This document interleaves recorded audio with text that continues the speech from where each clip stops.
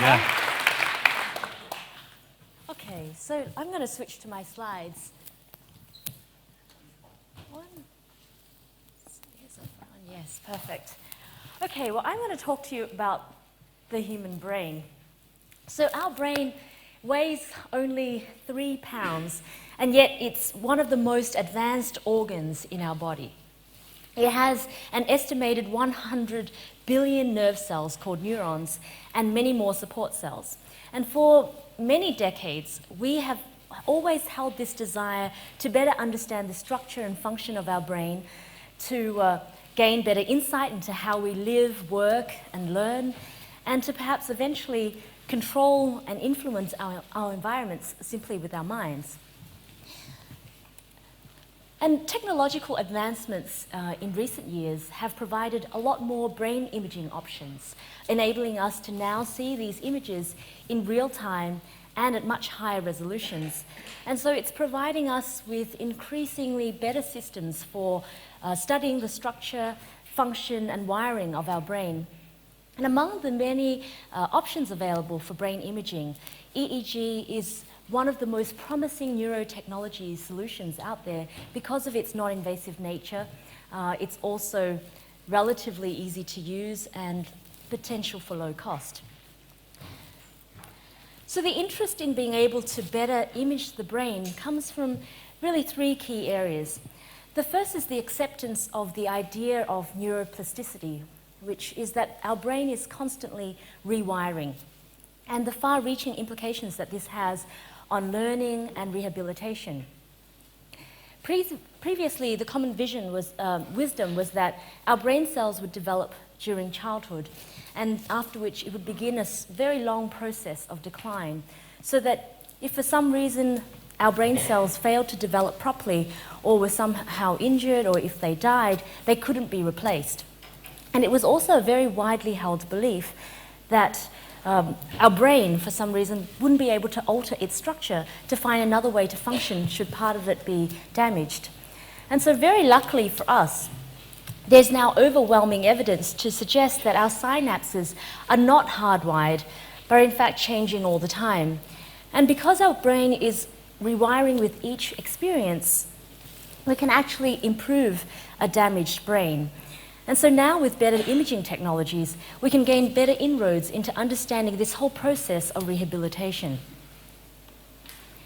The second reason for our interest in being able to better image the brain is really in mental and neurological conditions such as Alzheimer's, Parkinson's disease, epilepsy, autism, just to name a few, where there is growing awareness among global health organizations of the tremendous economic and personal burden of these disorders. You know, while the need is obviously becoming more recognized, the solutions will actually depend upon new technologies that will enable increasingly inexpensive systems that will allow us to image these functional brain data. And finally, my favorite, which is to realize the fantasy of being able to control and influence our environment with our minds. I mean, this is a long-held science fiction dream that I've had, and it's shared with our team at Emotiv. This was the area that first captivated our imagination.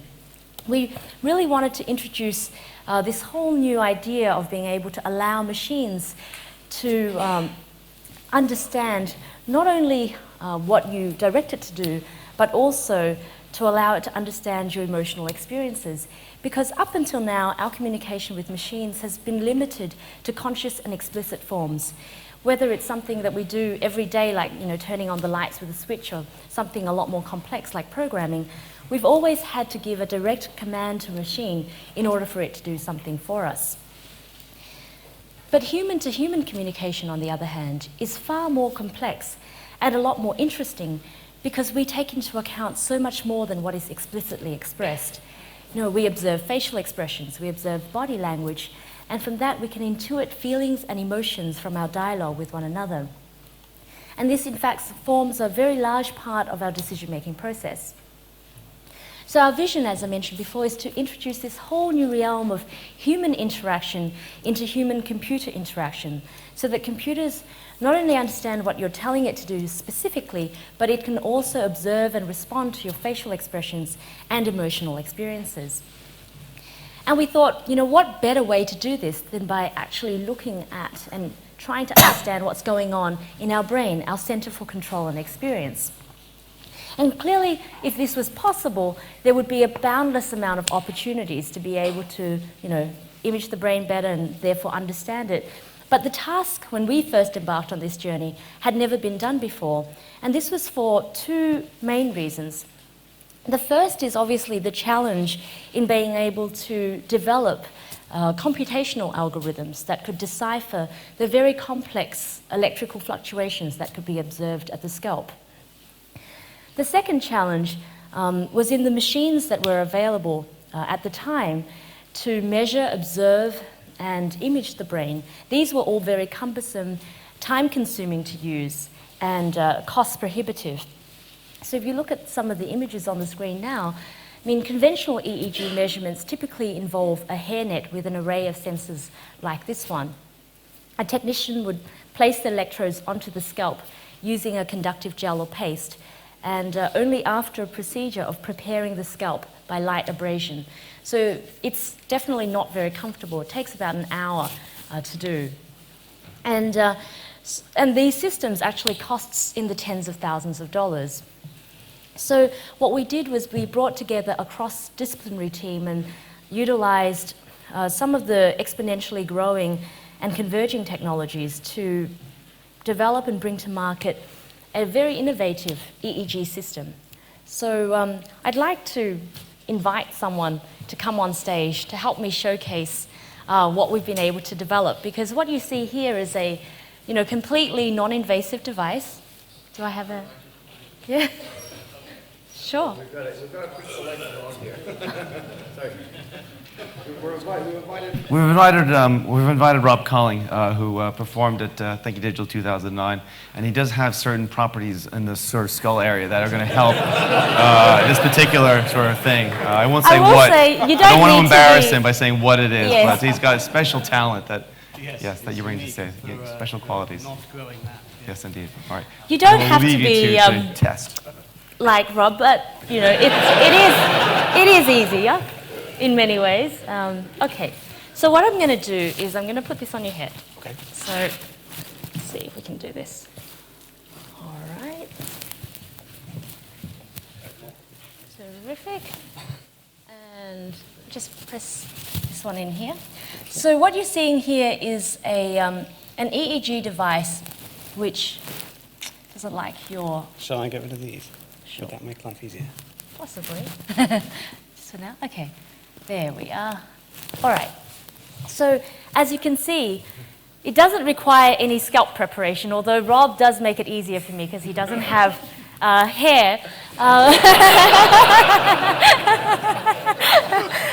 But it does work with people with hair, and it only takes a couple minutes to put on and for the signals to settle.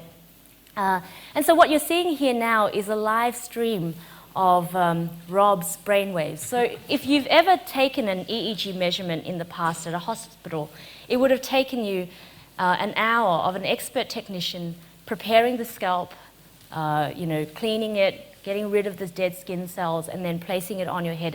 And he would be strapped very close to the machine. In this case, the system is wireless, so it gives Rob the freedom to move around, which is always nice. And so now that he's not laughing and making fun of, his signals have settled.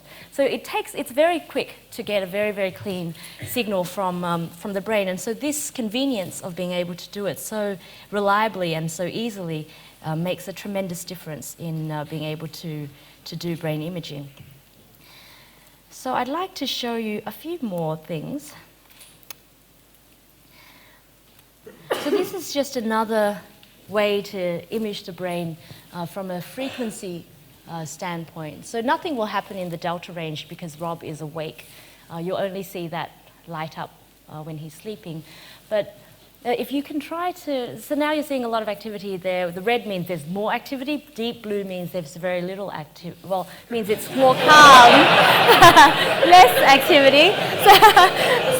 So you might want to try and just calm yourself down and see if you can meditate. So the idea, we know a lot of people use this for a number of different applications, but one of which is neurofeedback, to try and achieve some visual cues for meditation. And, oh, pretty good. Pretty good. All right, well, you have a big screen there. I'm going to see if you can maybe move some things with your mind, considering that it's working so well.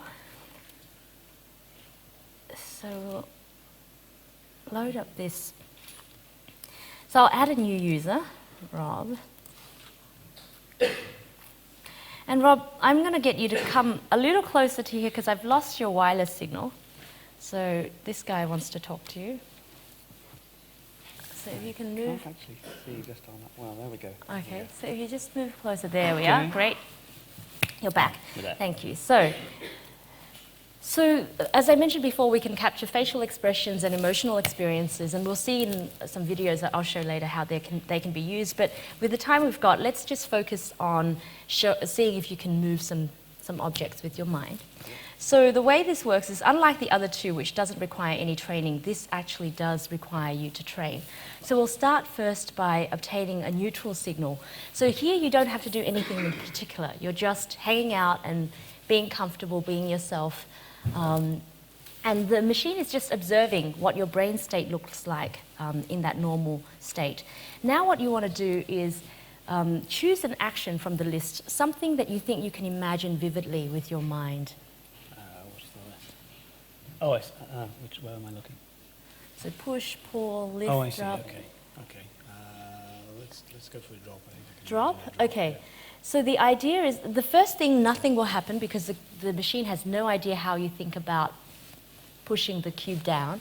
But the idea is you want to imagine this cube slowly going to the bottom of the screen, and it's a very slow movement. You'll see a progress bar scroll across, and you want to maintain that thought the entire time. So it's sampling the whole time. So just think drop the whole time, very slowly. So ready, set, go.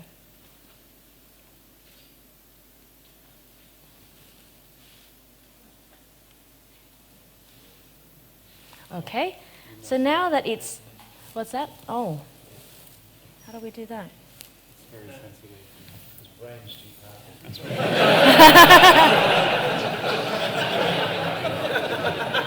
I was only trying to help the situation because it was flickering, but.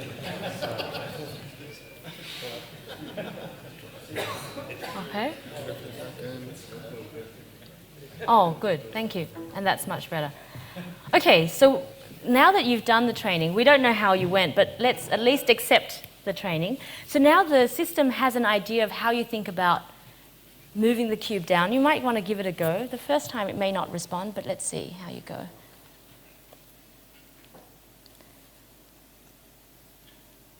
Good job. Good job. Good job. Very good job. So, shall we try? My favorite is disappear. My favorite is disappear. So let's try that one, okay? So this one is my favorite because it's there's no analogies for that for this in the physical world, right? Drop and movement-based stuff. You have some examples of doing that in the real world. This one, it's the same idea, but you want to really imagine the cube slowly fading out slowly. Okay, and it's a much harder one, so just try and imagine that slowly. First time, nothing will happen again. So ready, set, go. Oh, whoops.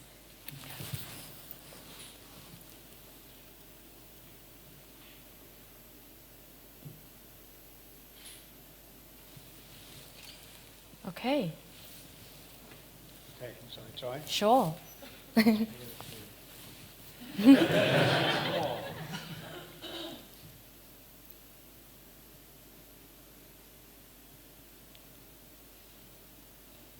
It's hard, right? It's hard. Shall we give the machine one more example? Yeah, give it a go. Okay.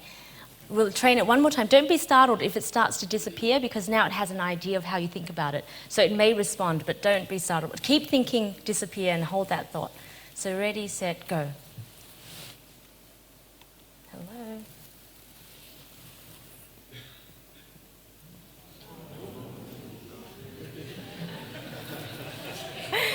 Okay, good stuff.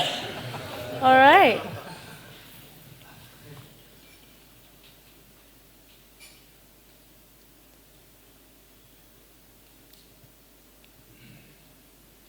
stage fright? I told you, it's a mental effort. This is quite tough. I'll give it another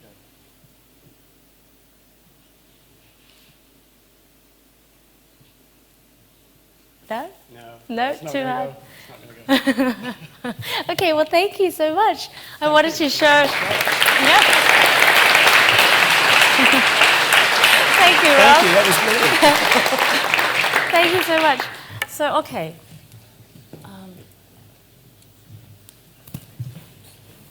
Whoa. Oh, great. So as you can imagine, what you saw is just some of the raw detections, but there are many possible application areas for this new technology. And as I mentioned, when we first started working in this space, one of our biggest constraints was the lack of brain imaging technologies that were easy to use and reliable and at the same time affordable enough. But one thing that was very obvious to us at that time was that there are hundreds of thousands of very, very smart teams out there wanting to push the boundaries of what's possible with brain research and finding better ways to understand our brain. And so now, today, our model is to foster this innovation that we didn't have before by making these machines and this equipment, this system available to developers and researchers worldwide. And I wanted to take some time to show you what some of them have done to extend the technology from where we've left it and how they've extended it beyond that. So the first thing I'm going to show you is basically creation of art using the mind and driven by your emotional experience as well.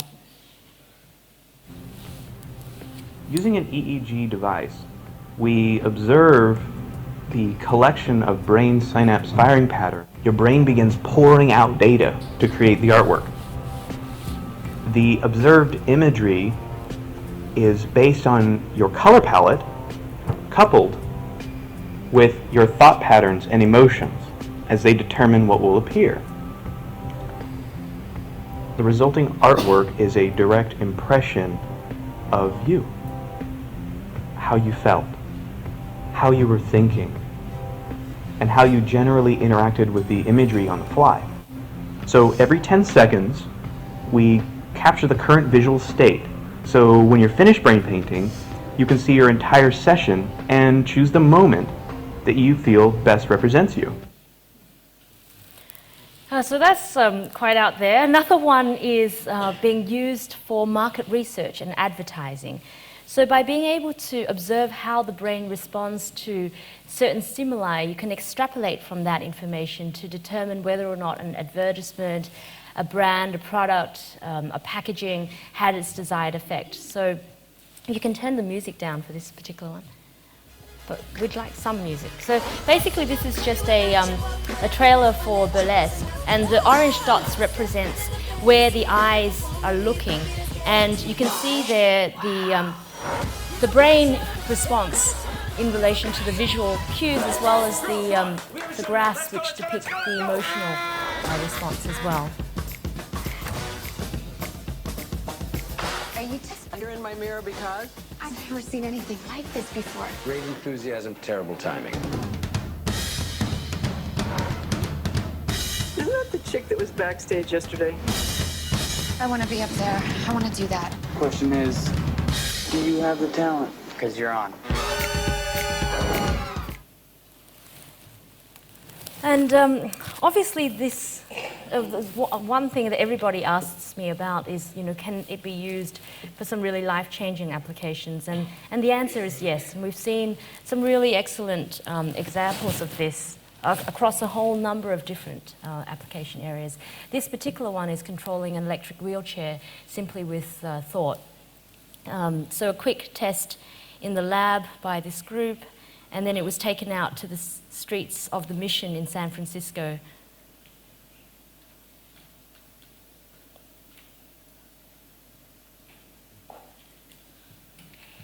So typical San Francisco with the bum. Roaming around. And then just one final video, which is a quick look at what's possible in the not-so-distant future. Just by thinking two different things, you can control the computer. In our first experiment, the test subject uses the sensor cap to give commands to our autonomous car. The car is equipped with video cameras, radars, and laser sensors that provide the car with a full three-dimensional view of its surroundings. The car drives automatically to the corner. At the intersection, the test subject orders the car to take a right. The car continues automatically. The small frame on the upper right shows the laser sensor readings. The frame in the lower right shows the brain command for the car. After a small delay, the car turns around the corner, as you can see. For our second experiment, we trained the computer to recognize 4 brain patterns. The test subject can steer the car to the left or the right. He can also accelerate or decelerate the car.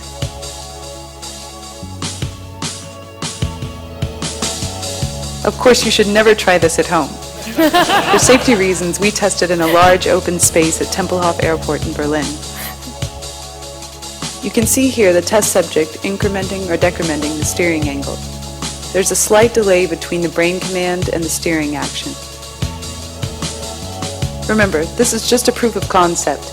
The task here was to show free driving by detecting brain patterns.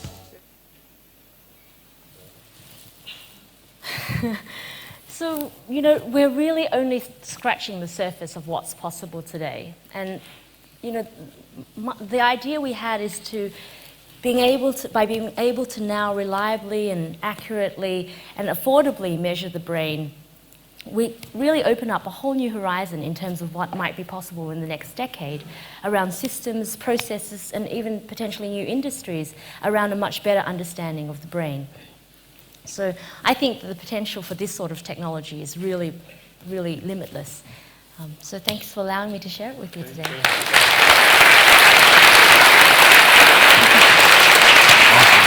Awesome. A couple questions, Joe? Yeah, cool. Yeah, sure. Yeah, great. Okay, great. I mean, it's quite literally mind-boggling. You know, the stuff. I'm sure you get that a lot, though. Sadly. First of all, it's amazing to see it sort of develop you know, in terms of where it's going, sort of thing. I mean, first off, I mean, how big is Emotiv? I mean, as a company, let's just start there. We're pretty small, actually, in the scheme of things. We're only 55 odd people, really? So it's a very small outfit. But as some of the other speakers have alluded to, the idea is to make the system available and to provide APIs to embrace the developer and research communities. That's really where we see the strength of the system, because there's no way that we can possibly understand all of the vertical segments that this technology could touch. And so by allowing others to embrace it and use it, we can really extend it far more than what we can do, and really focus on what we're good at. And I mean, has it required, I mean, do you have lots of investors? I mean, It's required a bit of money, yes. Yeah. It's, we raised 18 odd million to date, which is not a lot in the scheme of things for this More than I have, but yeah. But it's also, you know, we're also a very quirky sort of company because we involve hardware, software, algorithms, so it spans the entire dimension. You know, we had to build everything from scratch. So it has cost a lot more money than traditional, you know, internet businesses. Sure, yeah. And I mean, in terms, I mean, I know that they're commercially available, the headset. I mean, what does a headset cost? I mean, yeah. So in the US, they're $299 for a consumer model, and the developer models are $500. Right, okay. So what are the consumer, I mean, why would consumers buy it? What's the software? Well, so consumers would buy it when they're super early adopters and they want to play with, you know, we have a software called Emotiv, which basically emulates keyboard commands, so you can port any detection from the headset to any keyboard command. So you can play a game, you can open up your Windows applications, you can browse photos, you can do anything you would normally do on your computer using the headset. But you know, for people who want to do more than that, who are the bulk of our community, they would get the SDK. So that would involve the APIs, and they can basically interact with it and connect it with robotics or toys or games or whatever. Has everyone done a Connect Emotiv hack as yet? That seems like a sure. seems like a really good hack. I saw a recent one of an augmented reality, like a Second Life character that was, the video wasn't so high res, so I didn't use it, but it's really It's too bad Stephen Bethich isn't still here. Yeah. Gotta get you guys together and although he's not on that particular bit of the Microsoft business. Anyways, thank you very much for coming and for Great showing to finally get here. Yeah, no, it was a great presentation, and it's Thank great you. to see the stuff progress over the years as well. So thank you. Thanks, Herb.